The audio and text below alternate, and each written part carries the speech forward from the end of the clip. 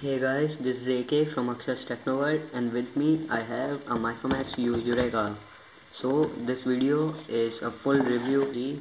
So as you can see, it has a Snapdragon 615 chipset clocked at 1.5 GHz. It's an octa-core chipset which is also 64-bit compatible, so it's future proof. It has 2 GB of RAM, and you can see I have 4 apps running, but still the free RAM is around 0.94 GB, so that's a good thing. It has an Adreno 405 GPU, which can handle big games really very well, and you can see it runs Android version 4.4.4, and it has 5.46 inches screen, 5.5 inch screen with a resolution of 720p. The internal storage is 16 GB, out of which we get 12.8 GB accessible. And regarding battery, we have a 2500 milliamp hour battery. And regarding the sensors, we have 4 sensors: accelerometer, light sensor, proximity sensor, and the gyroscope sensor. We do not have the compass sensor. Let us go to, you can see in Nina Mark 2 it scored an awesome score of 55 FPS, and Antutu benchmark it scored 31,236. You can see that. I think it's just below LG G3. It's very close to LG G3 4, and that too on Dalvik. I'm not using ART. So this was about benchmarking, and this device has 5-point touch capacitive screen. You can see I actually recorded it. We have an option of SD card also, and USB OTG is also supported on this device. That's good. Again, so let me start with the display. The display on this device is a 5.5 inch 720p display.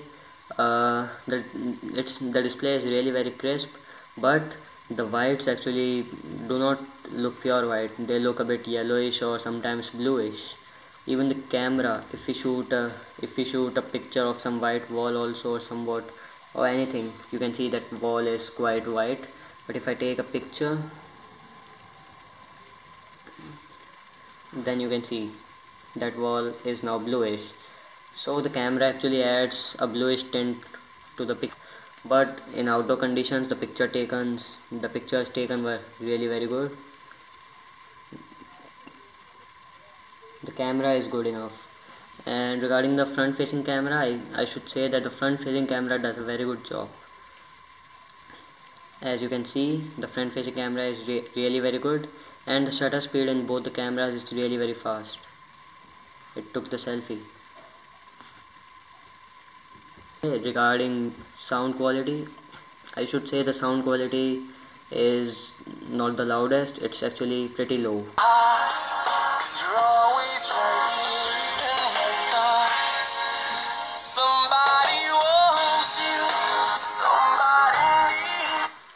So as you can see, the sound quality is not the greatest. Device that apps cannot be moved to SD card. There is no move to SD button. There is not even an option. It has a Adreno 405 GPU, so it should handle this game really very good.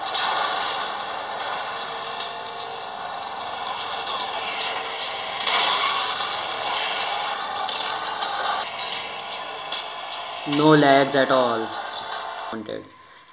So it's really very good. Regarding general performance, the general performance is really very good with some cyanogenmod tweaks.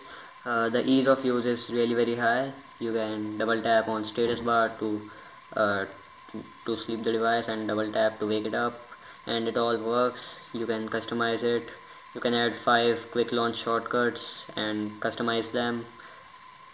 Swipe left to camera, swipe right to widget section. I actually uninstalled 2 of the preloaded apps. Yes, we can uninstall some of the preloaded apps. I had an app called Yu Universe is actually a browser, and a second one also I had, that was the Baton. It was a cloud storage app. Those were of no use, so we can uninstall some of the preloaded apps just due to cyanogenmod customizations. Lock screen is highly customizable. We can there are 5 rather 6 better thing is that in all of them we have some nice customization. So we get a clear all button in this multitasking tray. In custom lock screen, if we check this one, then we get the default lock screen.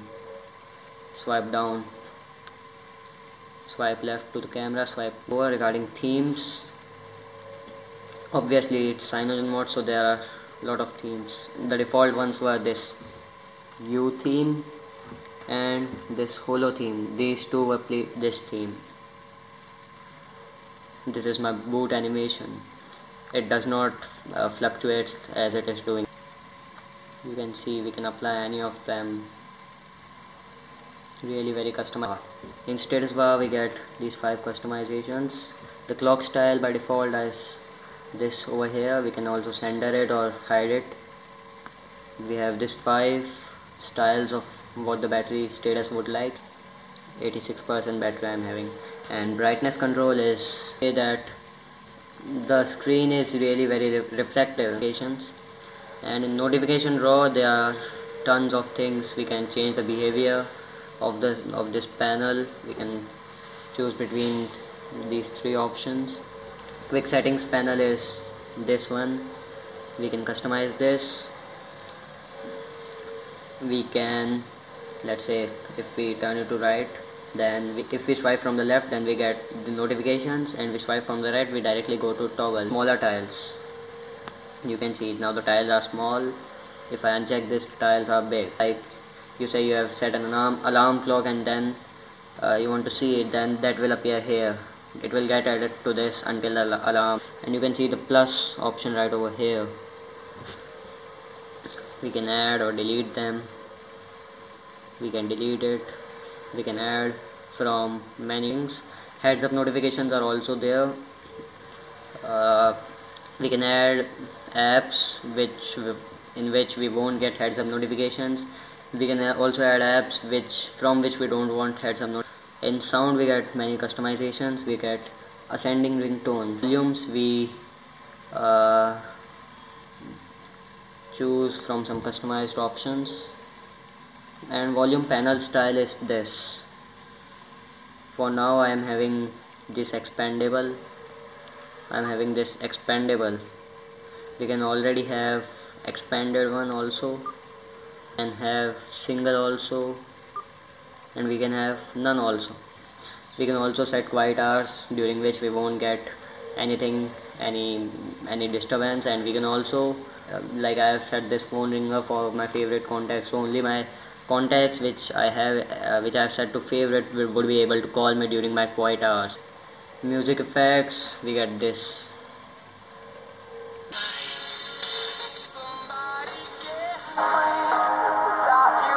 There are tons of options, like when we connect to the power source, then automatically the music will get launch music app and headset is connected, and we can enable or disable on-screen button. Quick launch shortcuts are these one. We can add 2 more quick launch items to these. It's really very good. And keyboard is top type of keyboard with these 2, this left button and this right button. What these are, you can see. It's nice. Then you can see the difference. Slot, I mean, we have this double tap to wake and double tap here to sleep, double tap to sleep, double tap to wake. It works really well. Screen of animation style, we have this electron beam also. Options. In developer options, we do get the option to select ART runtime, but if we do that, you can see this. ART is not officially supported by cyanogenmod as it is highly experimental and blah blah blah, whatever this is. So actually I haven't done this. Cool. We also get the search button as we get in Lollipop. Let's say Wi-Fi, we get Wi-Fi. Regarding camera interface, we get tons of options. We do not have 16:9 image ratio for higher making. We get if we get the slow motion video option. If we switch to 720p, it's 60 fps slow motion. Good enough, not that great also, but okay. We get the option of time-lapse videos. We can set the storage to SD card and volume keys to zoom and set brightness to maximum while camera is active, and power button takes a photo and all that. Some cyanogenmod. We also have burst mode. Just hold this, it will take many pictures. It took many pictures. Let's have a look at one of them. You can see the camera is really very nice.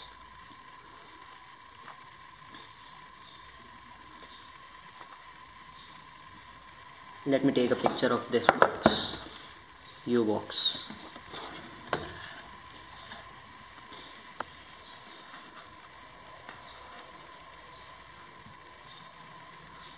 Tap to focus works really very good. LED flash does its job. The pictures appear a bit bluish. You can see the blue tint over this portion, but everything can be read easily. 13 megapixel shooter does its job really very good. Here we have this panorama mode also, and this video mode also. And other things which I like about this phone is that it has an inbuilt screencast app. You don't require root to record your screen now. Thanks. And we also have this torch app. So what's the final verdict? I must say that the specs of this device are really very good, very impressive, but there are some cons. As I already discussed in this video, apps cannot be moved to SD card. ART runtime poses some problems. Switching to ART runtime, I mean. Sound is not the best, sound quality is not the best. Camera, it's a 13 megapixel shooter, but being a 13 megapixel shooter, it does not shoot that great photos. Battery life is not that great at all, and other things are good enough. It has Gorilla Glass 3 protection also and everything, so it's a must buy. And oh yeah, another disadvantage is that you have to have a luck to buy this device. You know, flash sales are really very fancy these days. I actually got this in the wait list. So anyway, this was all for this video. I hope you guys found this video helpful. So hit the like button down below if you found this useful, and do subscribe to my YouTube channel for more such videos. Thanks for watching. I'll see you guys in my next one. Peace.